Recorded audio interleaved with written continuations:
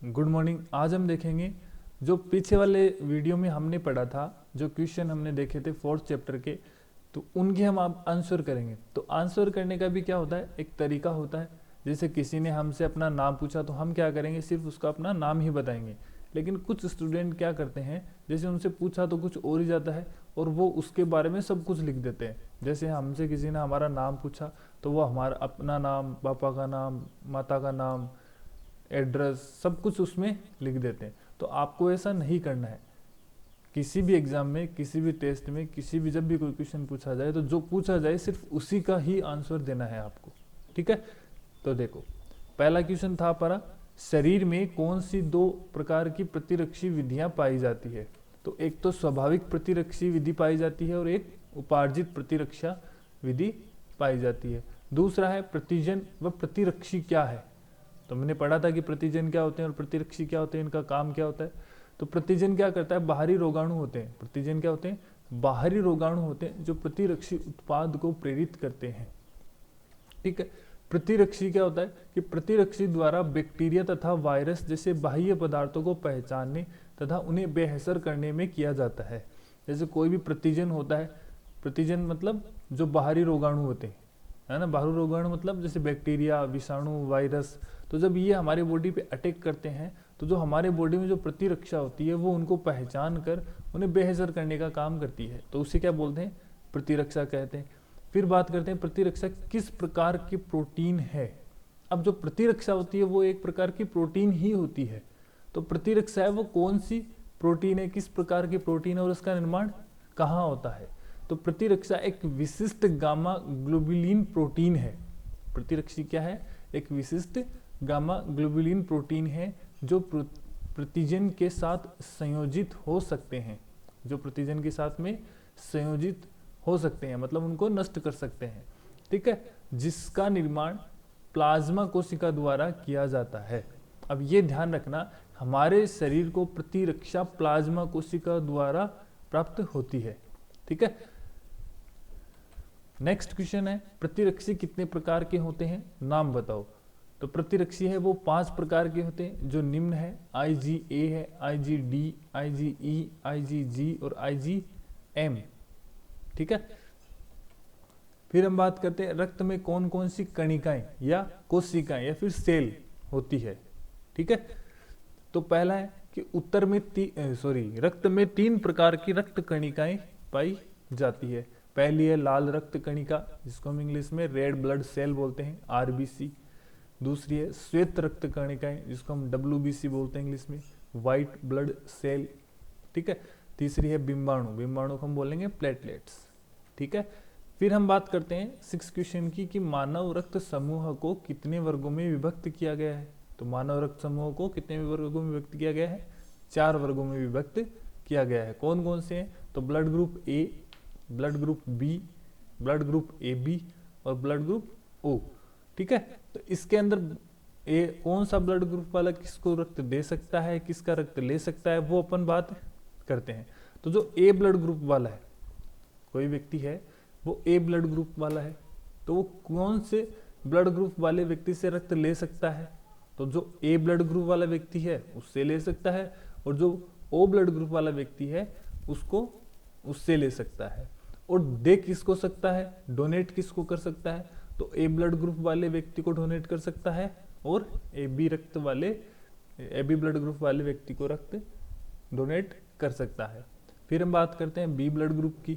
तो B blood group वाला व्यक्ति किससे रक्त ले सकता है, या तो B ब्लड ग्रुप वाले से या फिर O ब्लड ग्रुप वाले व्यक्ति से। दे किसको सकता है, डोनेट किसको कर सकता है, तो ये B ब्लड ग्रुप वाले व्यक्ति को डोनेट कर सकता है और AB वाले व्यक्ति को डोनेट कर सकता है।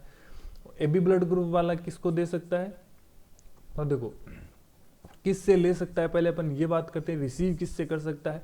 तो AB ब्लड ग्रुप वाला क्या कर सकता है, A से ले सकता है, B ब्लड ग्रुप वाले व्यक्ति से भी ले सकता है, AB ब्लड ग्रुप वाले व्यक्ति से भी ले सकता है और O ब्लड ग्रुप वाले व्यक्ति से भी ले सकता है। डोनेट किसको कर सकता है, जो AB ब्लड ग्रुप वाला व्यक्ति है ये सिर्फ उसी को डोनेट कर सकता है। यानी जो AB ब्लड ग्रुप वाला है वो सिर्फ AB ब्लड ग्रुप वाले व्यक्ति को ही रक्त दे सकता है, लेकिन ले सबसे सकता है।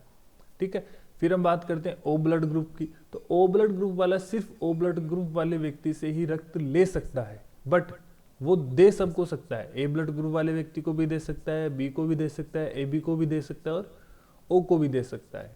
ठीक है, तो ये हुई ब्लड ग्रुप की बात। फिर अपन बात करते हैं 7th क्वेश्चन की कि सर्वग्राही तथा सर्वदाता रक्त समूह कौन सा होता है। यानी ऐसा ब्लड ग्रुप वाला व्यक्ति जो सबको रक्त दे सकता है वो कौन होता है, और ऐसा ब्लड ग्रुप वाला व्यक्ति जो सबसे रक्त ले सकता है वो कौन सा होता है। तो पीछे आते हैं अपन एक बार। तो देखो जो ए बी ब्लड ग्रुप वाला है, ए बी ब्लड ग्रुप वाला वो देखो रिसीव मतलब सबसे ले सकता है, सबसे ले सकता है। तो ये सर्वग्राही यानी ग्रहण कर रहा है, तो ये क्या हो गया, सर्वग्राही हो गया। तो नीचे ओ ब्लड ग्रुप वाला देखो डोनेट में देखो, तो ये सबको देखो दे सकता है, ए को दे सकता है, बी को दे सकता है, ए बी को दे सकता है और ओ को भी दे सकता है। तो ये क्या हो गया, सर्वदाता। दाता मतलब दान करना, यानी सबको दे सकता है, तो सर्वदाता हो गया। ठीक है, नेक्स्ट हम बात करते हैं 8th क्वेश्चन की कि लाल रक्त कणिकाओं पर आरएच कारक की उपस्थिति, जो लाल रक्त आरबीसी कोशिका होती है उसके ऊपर आरएच कारक उपस्थित होता है या फिर अनुपस्थित होता है, तो उसके आधार पर रक्त कितने प्रकार का होता है वो अपन देखते हैं। तो 2 प्रकार का होता है, यानी किसी भी रक्त पर अगर आरएच कारक उपस्थित होगा तो वो आरएच धनात्मक होगा। ठीक है, अगर किसी के ऊपर उपस्थित नहीं होगा, अनुपस्थित होगा, तो वो आरएच ऋणात्मक होगा। ठीक है, फिर हम बात करते हैं कि मनुष्य में आरएच कारक कितने प्रकार के होते हैं, तो इसमें से कौन सा सबसे प्रमुख है। तो ये मैं बता दूं कि मनुष्य में आरएच कारक 5 प्रकार के होते हैं और इनमें से सबसे प्रमुख आरएचडी होता है। ठीक है, मनुष्य में आरएच कारक 5 प्रकार के होते हैं और इनमें से प्रमुख आरएचडी होता है। ये मैंने आरएच कारक 5 प्रकार के मैंने लिखा ही नहीं है नोट्स में, क्योंकि इतना इंपॉर्टेंट नहीं है। अपने को यही ध्यान में रखना है कि आरएच कारक कितने प्रकार के होते हैं और वो उनमें से सबसे प्रमुख कौन सा है, इतना ही ध्यान में रखना है। ठीक है, फिर बात करते हैं रक्तदान क्या है। तो रक्तदान एक ऐसी प्रक्रिया है जिसके द्वारा रक्त या रक्त आधारित उत्पाद, यानी या तो रक्त या फिर रक्त के अंदर उपस्थित उसके उत्पाद यानी प्लाज्मा हो गया, प्लेटलेट्स हो गया, उनको एक व्यक्ति से दूसरे व्यक्ति के परिसंचरण तंत्र में स्थानांतरित किया जाता है। उसे हम क्या बोलते हैं, रक्तदान। परिसंचरण तंत्र मतलब जो रक्त सर्कुलेट होता है, जिस तंत्र के द्वारा रक्त पूरे शरीर में सर्कुलेट होता है, उसको हम बोलते हैं रक्त परिसंचरण तंत्र। ठीक है, तो रक्त परिसंचरण तंत्र में किसी व्यक्ति के रक्त में उपस्थित प्लाज्मा या फिर प्लेटलेट्स को निकालकर दूसरे व्यक्ति में ट्रांसफर करना क्या कहलाता है, रक्तदान कहलाता है। ठीक है, फिर हम बात करते हैं कि रुधिर वर्ग का नियंत्रण किन विकल्पियों के द्वारा किया जाता है। तो देखो रुधिर वर्ग का नियंत्रण 3 विकल्पियों IA, IB और IO, IO को अपन I भी लिख सकते हैं, इनके तालमेल पर निर्भर करता है। फिर हम बात करते हैं कि रुधिर वर्ग की अनुवांशिकता के अनुप्रयोग क्या है।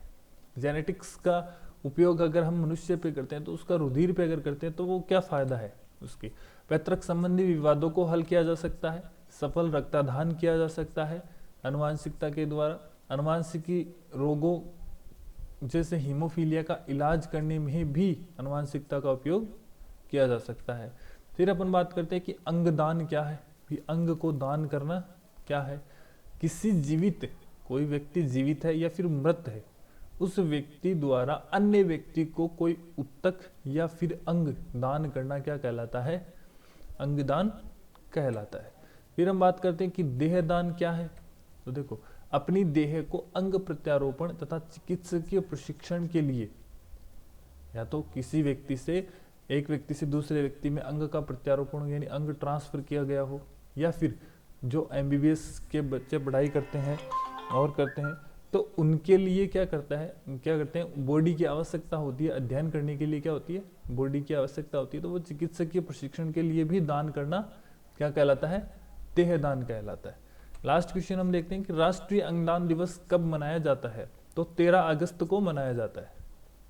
राष्ट्रीय अंगदान दिवस कब मनाया जाता है, 13 अगस्त को मनाया जाता है। ठीक है, तो ये आपके क्वेश्चन और इनके आंसर हो गए, आप देख लेना। मैंने देखे भी है, बच्चों ने भेजे भी है क्वेश्चन के आंसर, ज़्यादातर के ठीक थे, लेकिन कुछ कुछ ने कुछ एक्स्ट्रा लिख रखा था, जितना पूछा था उससे कुछ ज़्यादा ही लिख रखा था, तो वो आपको नहीं करना है। पता है आपको आता है, अच्छी बात है, बट आपको क्वेश्चन में जो पूछा जाता है सिर्फ उसी का ही आंसर देना है, ठीक है। ओके, अगर फिर भी कुछ समझ में नहीं आए तो आप पूछ सकते हो मेरे से। Okay, thank you.